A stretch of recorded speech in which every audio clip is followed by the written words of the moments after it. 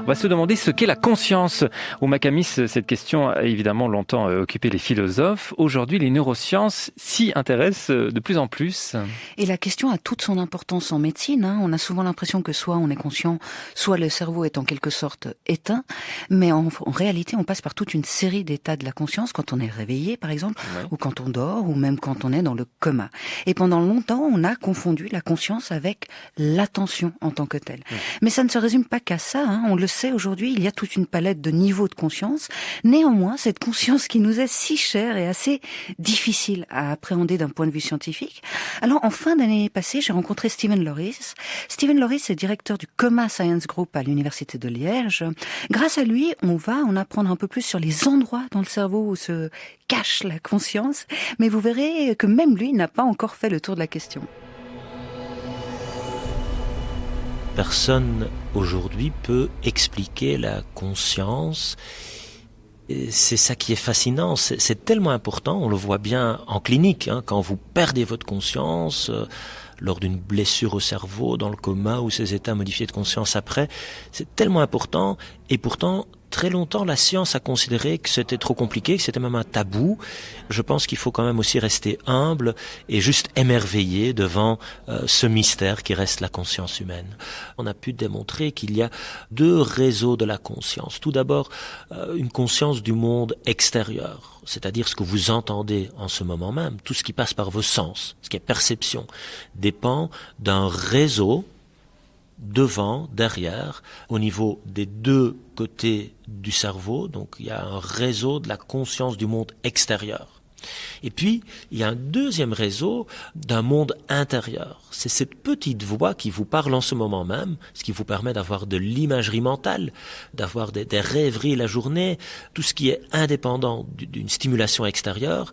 Ce monde intérieur dépend d'une activité, d'une connectivité, une interaction d'un autre réseau qui se trouve plus à l'intérieur. Et donc, c'est ça la force du cerveau, c'est des milliards de neurones, de cellules, mais surtout, chaque cellule est connectée à des milliers d'autres, et donc c'est cette complexité-là, et il faut dire personne comprend comment, mais on pense que de cette complexité, de cette interaction qui en permanence est en train de changer, donc cette interview aussi va changer votre cerveau un petit peu, si on retient quelque chose, et donc c'est en permanence en mouvement et justement mieux comprendre ces réseaux de la conscience et comment on peut les influencer, en particulier en cas de blessures, des blessures très graves, en cas de traumatisme, d'hémorragie, nous permettent de mieux soigner.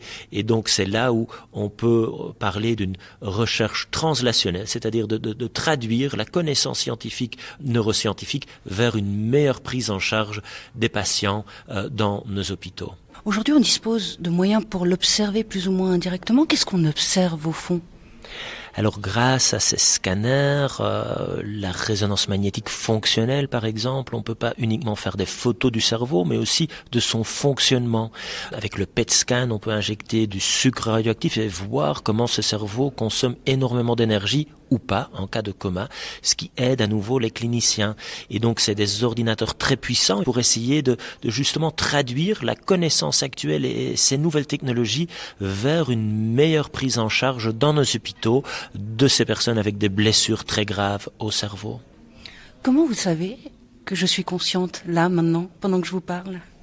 Alors c'est vrai que c'est pas si évident. En fait, on va réduire ce qu'on appelle la complexité de la conscience à deux dimensions. Tout d'abord, je vais vérifier que vous êtes bien éveillé. Et là, vous avez les yeux ouverts, ça a l'air bon. Parce que la conscience, c'est ce que vous perdez quand votre niveau d'éveil diminue. Quand vous tombez dans un sommeil profond, eh bien, vous perdez conscience de ce qui se passe autour de vous. On voit déjà aussi le problème parce que pendant le sommeil, vous pouvez aussi rêver. Et donc, vu de l'extérieur, il semble que vous êtes inconscient alors que vous avez quand même ces rêves, cette activité onirique très réelle. Et donc, les mesures cliniques de la conscience, en fait, sont basées sur un comportement une réponse, vous me dites ce que vous voyez, ce que vous percevez. Le problème, c'est que les personnes dans le coma, ils peuvent plus parler. Même une communication non verbale n'est pas possible. Alors on va interpréter des mouvements et parfois ça peut être un problème. Notre test de la conscience, il est un peu simple. Je vais vous demander de faire quelque chose. Là, serrez-moi la main, vous le faites bien, j'ai la preuve que vous êtes consciente, vous ne le faites pas. Là, il y a beaucoup d'autres raisons qui peuvent expliquer que peut-être vous ne bougez pas, mais que votre cerveau a quand même encore une certaine activité, qui a encore un esprit, un fonctionnement cérébral résiduel. Et donc, je pense que historiquement, on a commis l'erreur de considérer quelqu'un dans le coma, il bouge pas, il réagit pas, donc il n'est pas conscient. Certaines personnes, dans et après cet état, ont des émotions, des perceptions, et ça, c'est grâce à ces techniques en neuroimagerie qu'on a pu les démontrer. Alors, on se rend bien compte qu'il y a différents stades de conscience. Soit on perçoit ce qui se passe à l'extérieur, soit on perçoit son corps. Quand on perd la conscience, on meurt ? Non, on peut vivre une syncope, tomber dans les pommes. C'est un moment transitoire où il n'y a pas assez de sang, d'oxygène qui va vers le cerveau. Et alors, oui, vous perdez sa fonction principale qui est de vous donner une conscience. En cas d'arrêt cardiaque, là c'est déjà plus délicat, mais on devient de plus en plus fort là aussi de réanimer ici le corps. Le problème, c'est que le cerveau, il est quand même très compliqué et parfois, lui, prend beaucoup plus de temps à récupérer. Et donc là, je pense qu'il faut essayer d'augmenter nos efforts pour donner à toutes ces personnes qui ont perdu conscience, en particulier après d'un traumatisme crânien, par exemple, mais aussi des hémorragies, l'arrêt cardiaque, comme on vient de dire, leur donner toutes les chances de récupération, d'aller le plus loin possible. C'est évidemment une discussion difficile. Là, on parle aussi des décisions d'arrêt de traitement. Et donc, il faut prendre tout le temps pour être nuancé dans ce débat complexe, respecter les sensibilités individuelles. En tant que médecin, qu'est-ce que vous cherchez consciemment ?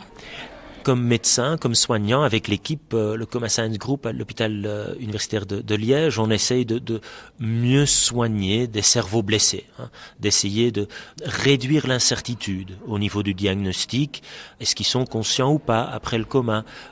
Au niveau du pronostic, est-ce qu'ils vont récupérer ou pas? Au niveau thérapeutique, qu'est-ce qu'on peut faire pour les aider, entre autres avec la stimulation électrique? Donc ça, c'est le défi clinique.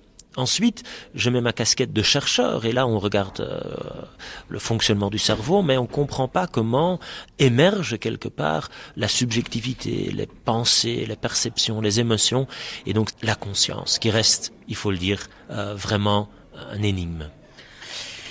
Et dans le cas des maladies psychiatriques, elle part où cette conscience? On le sait? Il y a beaucoup à apprendre des maladies psychiatriques. Personnellement, je n'aime pas cette division artificielle entre la neurologie et la psychiatrie. Mais on a quelque part défini une frontière. La neurologie, c'est la psychiatrie qu'on comprend. Pour moi, la psychiatrie et ces maladies-là, ça se passe aussi dans le cerveau. Justement, ces technologies, ces scanners du cerveau nous aident à nouveau à mieux comprendre et donc à mieux traiter, mais à nouveau, le cerveau humain, l'esprit humain et ces maladies de l'esprit du cerveau sont parfois beaucoup plus complexes qu'on le pense. Je suis très content que ces connaissances ont permis de développer des médicaments, de faire des chirurgies au niveau du cerveau, mais il y a aussi beaucoup d'autres choses qu'on peut faire, comme l'auto-hypnose, la méditation, pleine conscience, qui vont prendre beaucoup plus de temps, d'efforts, mais qui sont pas moins efficaces, et j'aimerais souligner leur importance parce que les études scientifiques montrent qu'il y a un effet, et je pense que c'est encore trop peu utilisé. La conscience, c'était Steven Lorez, directeur donc du Coma Science Group à l'université de Liège, rencontré pour CQFD par Ouma Kamis.